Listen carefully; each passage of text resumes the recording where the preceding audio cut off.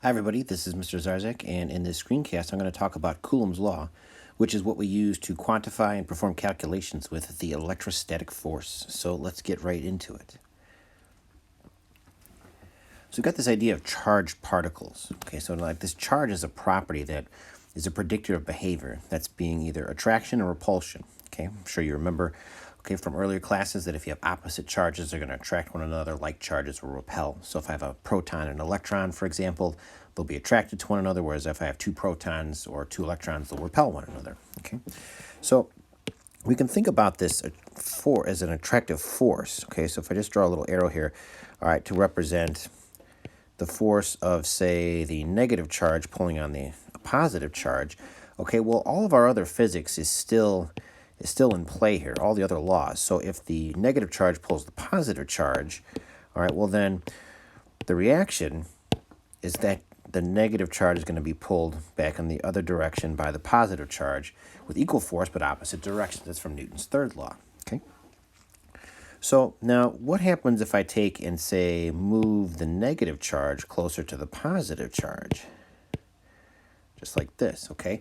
Well, it turns out that the closer that these particles are to one another, the stronger the force. And so the negative pulls on the positive harder and the positive pulls on the negative harder. Still equal magnitudes, opposite directions.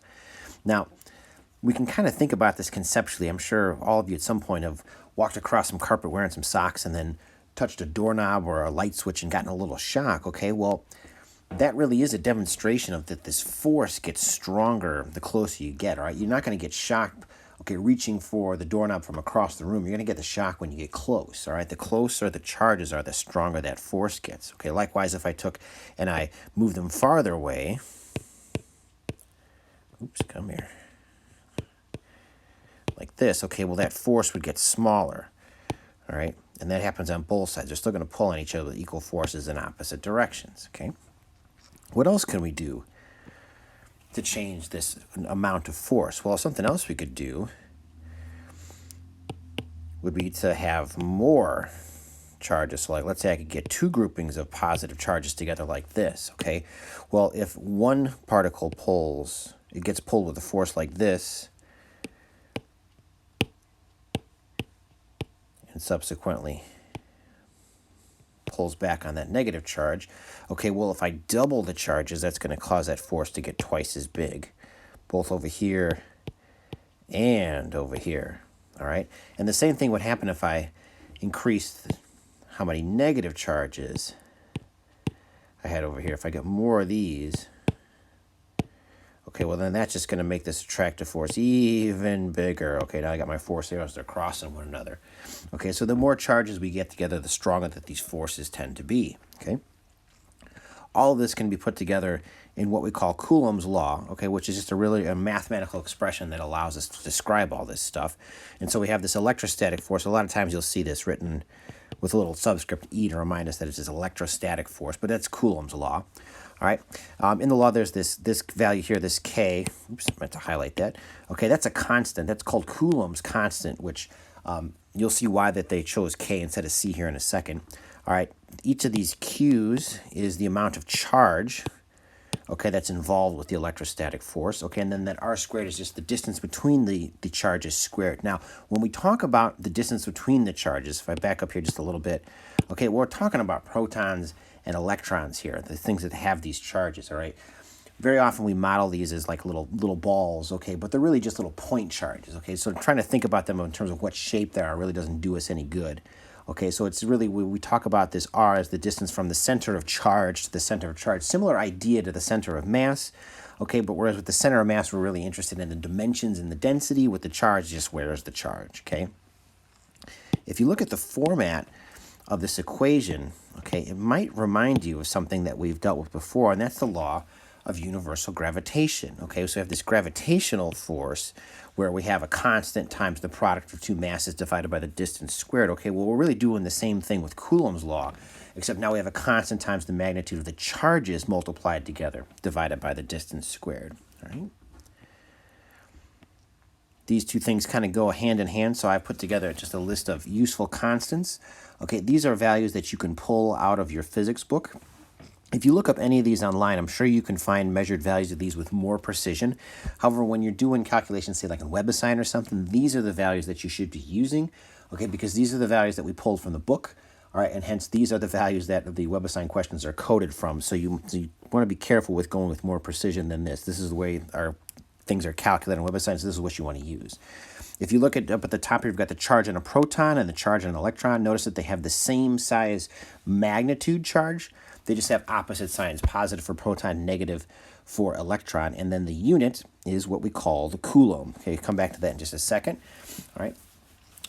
Since all of our other rules are still in play here, okay, the masses will become important too. So here's the mass of the proton and the mass of the electron. Okay, and then if we look at this Coulomb's constant, all right, if you take a look at the units, okay, the units themselves have no physical meaning except very much like the universal law of gravitational units. When we put them in the formula, okay, we get newtons back out. Now, the newton is comprised of a kilogram meter per second squared, so it breaks down into more base units. So depending upon where you look up these constants, you might see the units written a little bit differently, with that newton expanded out into kilograms meter per second squared, okay, factored into all of this.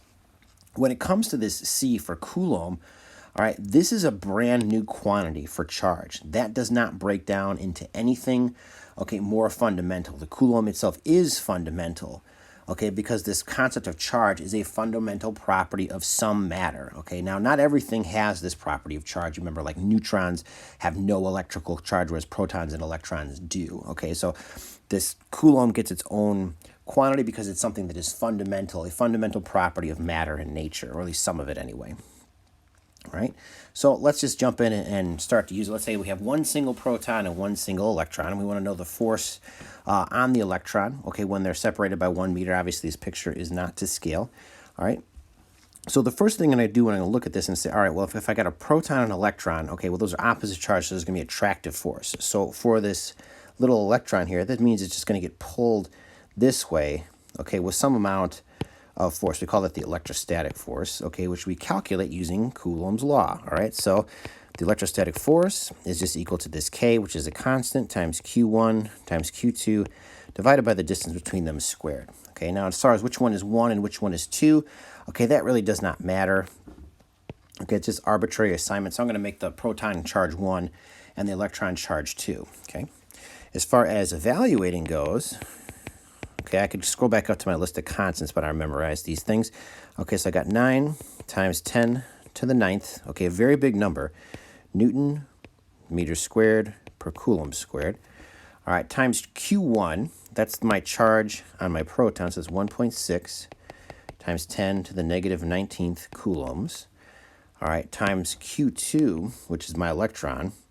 1.6 times 10 to the negative 19th coulombs. Now notice that when I wrote this, I did not include the negative sign for the electron. You'll see why here in just a couple minutes. All right, divided by the distance between them, 1 meter squared. Okay, if I look at this in terms of units, okay, so like this will cancel 1 coulomb, this will cancel the other coulomb, and then meters on the bottom gets squared, so that meter squared gets factored out as well, and I wind up with an answer in newtons. All right, when I compute my force, okay, if I go ahead and plug this into a calculator, okay, we're going to find that we get what we think is a very small force. We get this roughly 2.3 times 10 to the negative 28 newtons. Okay, now this force acts to the left. It's pulling, the electron is being pulled to the left by the proton. All right, let's go back and talk about why, I did not plug in the negative sign, okay, for the electron. Okay, well, unfortunately, when we assign these values of positive and negative, that's really just supposed to be an indication of behavior, whether that's attractive or repulsive. And what I mean by that is like, well, we know, okay, from Newton's third law that there's an equal and opposite force acting on the proton. So like it's getting pulled here to the right with some electrostatic force. If I was going to compute this, okay, well then really I would perform the exact same calculation. And if I made the mistake of trying to plug in this negative sign up here, well then I get a negative value for the force too.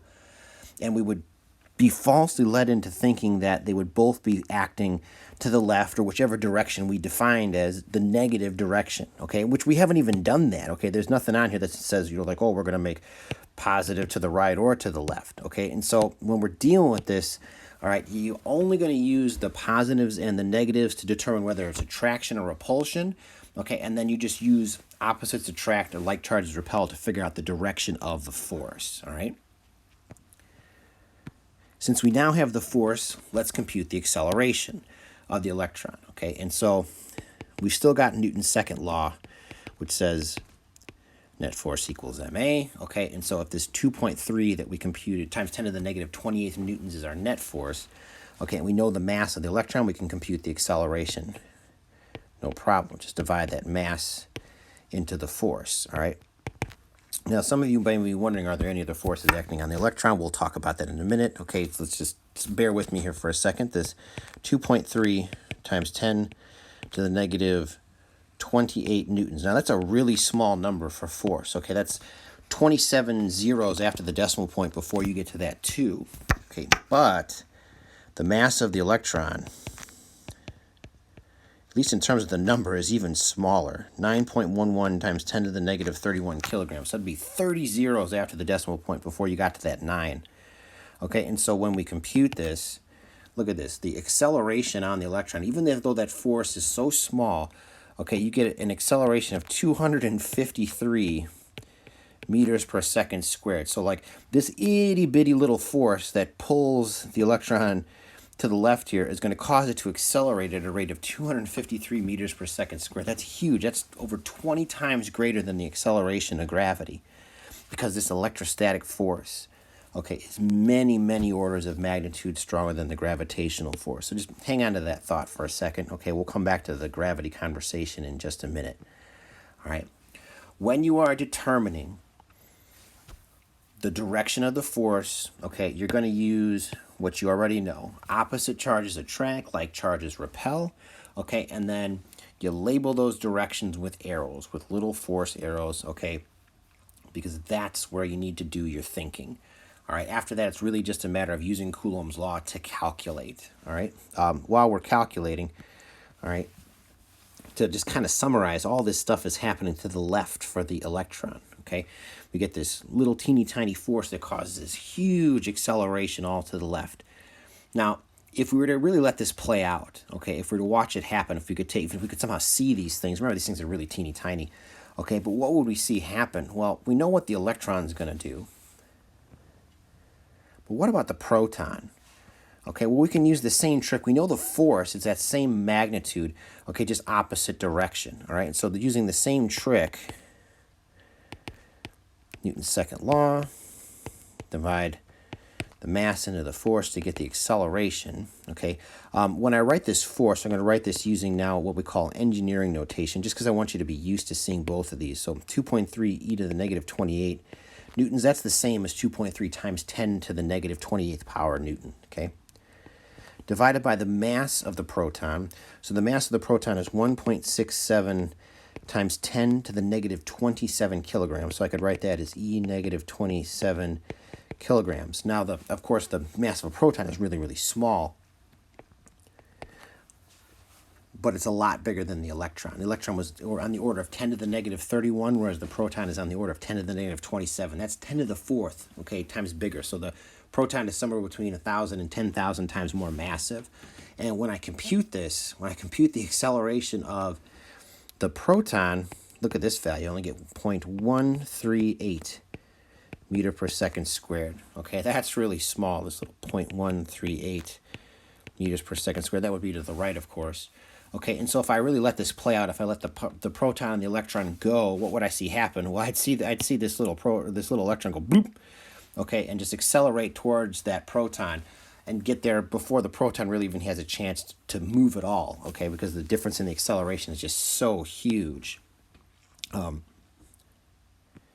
sure some of you wonder and say, well, what about the gravitational force? Like if up is up on the picture, well, then shouldn't there be some gravitational force pulling these things down? I say, yeah, there is, okay, but if we compute the gravitational force, Actually, I misspoke. Shouldn't there be a gravitational force pulling these together like this? Pardon me.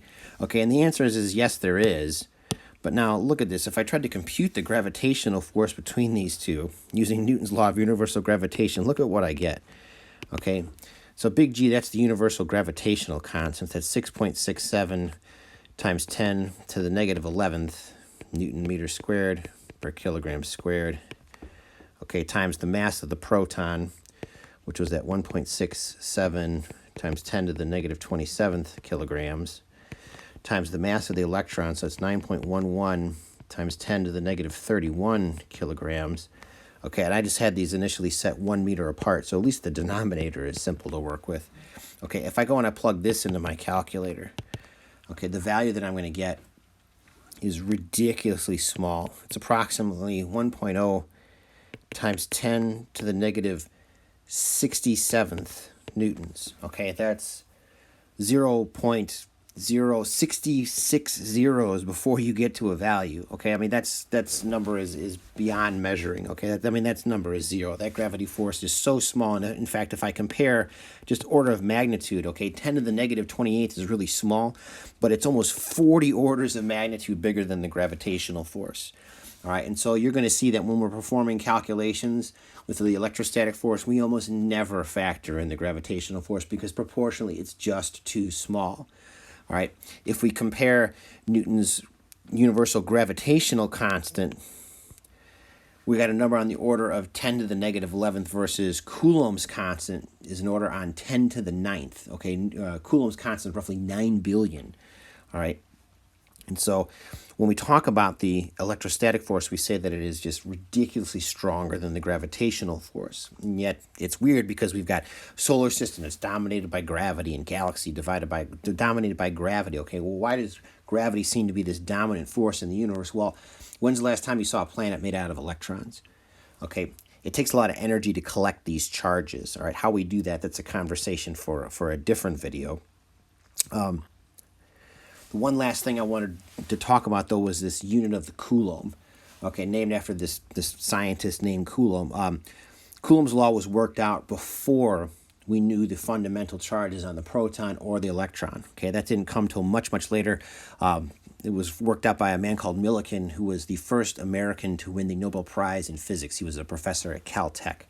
Okay, anyways, let's just say for the sake of argument that I could gather together 1 Coulomb of positive charge and 1 Coulomb of negative charge. And if I put them a meter apart, okay, the amount of force that would generate, the amount of attractive force that would generate, and you'll see why the Coulomb is kind of a ridiculous unit. Okay, so if I computed the electrostatic force, we'll make this charge 1 and this one charge 2. All right, my K value, I think I did engineering notation last time, so I'll do scientific notation this time. So Newton meter squared per Coulomb squared for K. Okay, my Q1 here, 1 Coulomb for my electron. Notice, again, I'm not bothering with the sign. 1 Coulomb of charge on the positive side divided by 1 meter squared. And again, like this is going to get pulled this way, and this would get pulled this way by equal and opposite forces. So if I can compute the force here, I also know the force here. All right. I don't think I need a calculator. I think I can just work this one out here.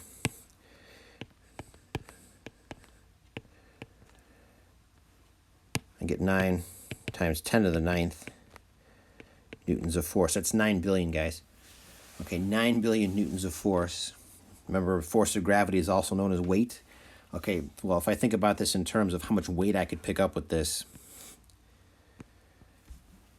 this is a World War II era battleship, which is 57 million kilograms, or that weighs 5.7 times 10 to the 8th newtons, which means that you could lift over 15 battleships with a collection of positive 1 Coulomb and negative 1 Coulomb of charge. That's crazy. Okay, the unit of the Coulomb is ridiculously huge. All right, but by the time we'd figured out the charges of the electron, which led to the charge of the proton, we'd already been using it for over 100 years, so we were stuck with it. Okay, and so that's what we go with. All right. Well, anyway, so this is Mr. Zarzak saying I hope you've enjoyed this introduction into Coulomb's law. All right, and we'll see you next time.